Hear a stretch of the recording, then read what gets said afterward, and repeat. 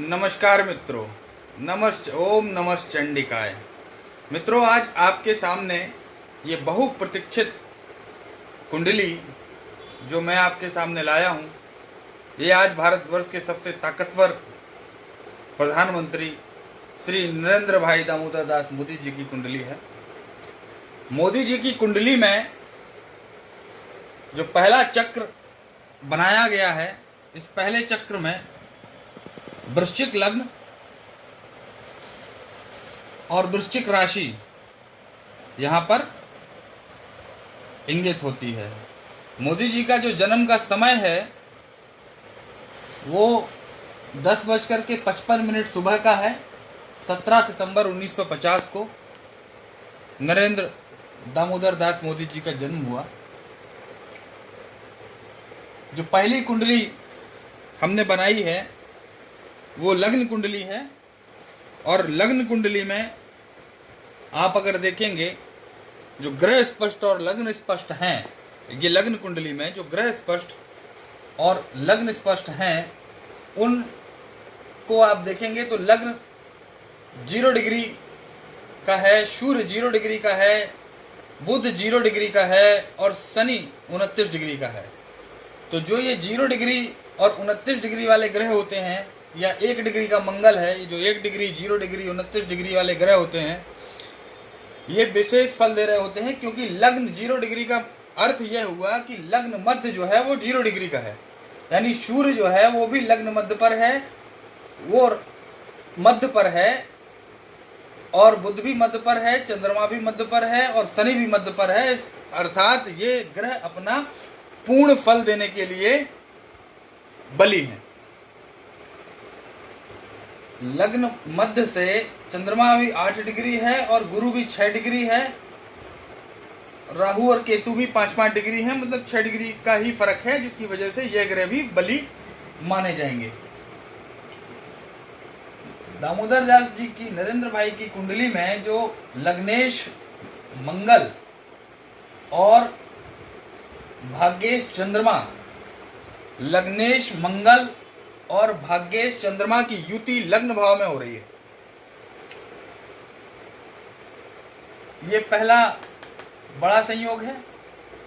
दूसरा, सूर्य बुध और केतु लाभ भाव में कन्या राशि पर हैं, शनि और शुक्र सिंह राशि पर हैं, गुरु चतुर्थ में है और राहु पंचम में है। ये लग्न की स्थिति है, परंतु अगर हम इस स्थिति को कप्स चार्ट में देखें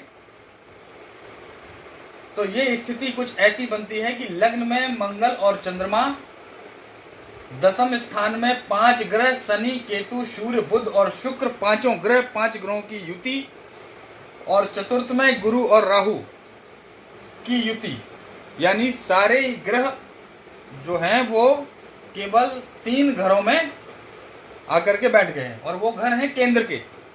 सारे घर हैं वो केंद्र के। हम लग्न में, चतुर्थ में और दशम स्थान में सारे ग्रह आकर करके भावचलित कुंडली में, कप्स कुंडली में बैठ गए हैं। अब अगर इन हम राशियों, इन जो ग्रह हैं, इनको अगर हम देखें कि ये किस राशि में है, किस नक्षत्र में है, इनका सब लॉर्ड कौन है, तो जो लग्न है वो मंगल की राशि, वृश्चिक राशि का लग्न है और गुरु का नक्षत्र है, यानी मंगल जो है वो लग्न जो है वो गुरु के नक्षत्र में है, मंगल की राशि पर है, गुरु का नक्षत्र है। तो मंगल की राशि हुई, गुरु का नक्षत्र हुआ। ऐसे ही सूर्य जो है मंगल बुध की राशि पर है और सूर्य के नक्षत्र पर है, और राहु इसका सब लॉर्ड है।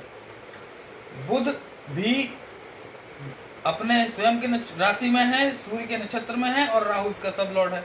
तो अगर हम देखें तो सूर्य बुध और केतु ये दोनों एक ही राशि में और एक ही नक्षत्र में है, यानी सूर्य बुध और केतु की जो ये युति हो रही है, ये युति दशम भाव में बहुत मजबूत युति है। तो रंध्र भाव में सूर्य की अपनी स्वयं की राशि है सिंह राशि, और सिंह राशि में जो सूर्य बुध और केतु का जो बुधादित्य, सूर्य और बुध का जो बुधादित्य योग है, उसको केतु हजारों गुना बढ़ा दे रहा है। इसलिए जो नरेंद्र मोदी जी के काम हैं वो निश्चय ही बहुत कम लोग ऐसा कर सकते हैं। और चूंकि यहाँ पर शनि और शुक्र भी बैठा हुआ है, इस कारण से यहाँ पर नरेंद्र मोदी जी को एक अच्छे सुलझे हुए जज की भांति, एक अच्छे राजा की भांति वो अपना निर्णय देने में सक्षम है, वह अपना निर्णय देते हैं। तो अभी मैंने आपको सबसे दो संयोग बताए नरेंद्र मोदी जी की कुंडली में। एक तो मंगल और चंद्रमा का जो लग्न और भाग्य का यहाँ पर युति हो रहा है, अगर वो मंगल और चंद्रमा को देखें तो मंगल अपनी ही राशि में है और चंद्रमा मंगल की राशि में है।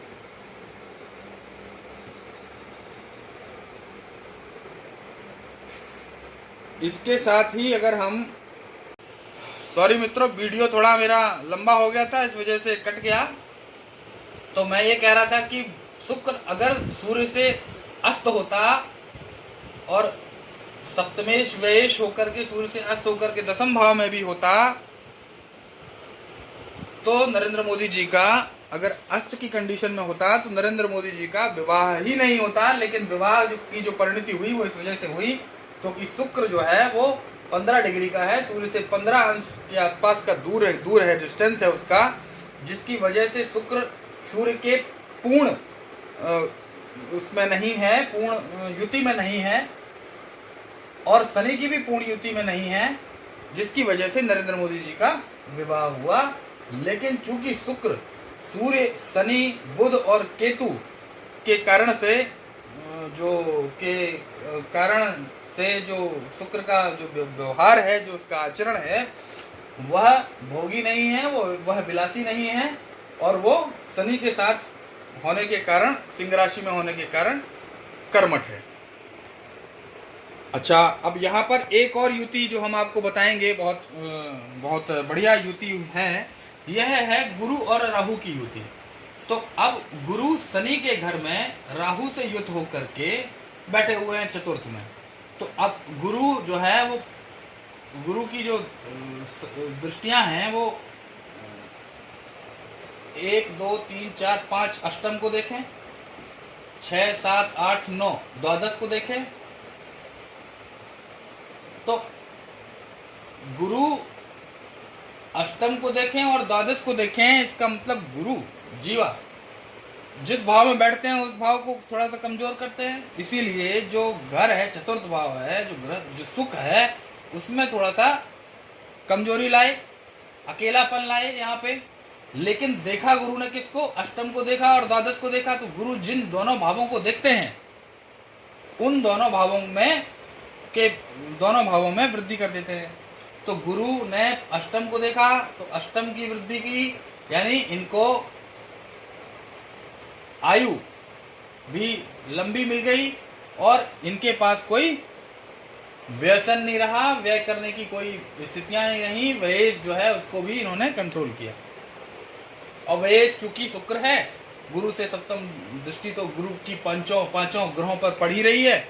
5 ग्रहों पर गुरु की दृष्टि होने के कारण से यह कुंडली बहुत स्ट्रॉन्ग कुंडली हो जाती है। और गुरु के साथ राहु है तो राहु भी गुरु की तरह ही आचरण कर रहा है।